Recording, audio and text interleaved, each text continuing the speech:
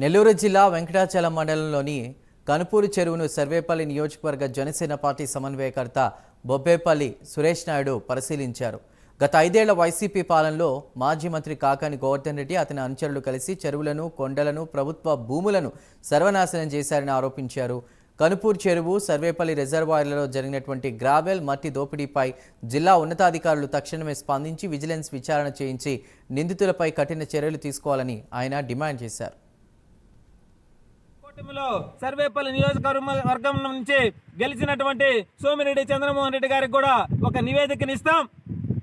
ఎంత త్వరితగతిన ఈ అక్రమంగా కనుపూరు కెనాల్లో గ్రావెల్ దోచినటువంటి ఆ దొంగలని పట్టుకోవాలా, పట్టుకొని వాళ్ళని కఠినంగా శిక్షించాలా. రెండో వ్యక్తి సర్వేపల్లి నియోజకవర్గంలో ఈ చెరువుల్లో గ్రావెల్ ఎత్తాలంటే పోయాల.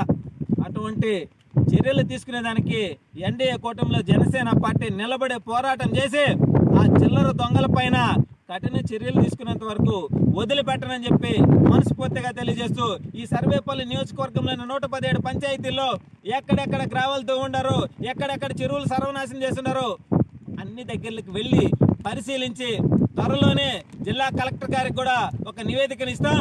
పర్యావరణ పరిరక్షణలో ఇది కూడా ఒక భాగమే కాబట్టి మా అధినేత జనసేన పవన్ కళ్యాణ్ గారి దృష్టికి కూడా తీసుకువెళ్ళి వాళ్ళ అంతు తేల్చేంత వరకు మాత్రం జనసేన వదలదు.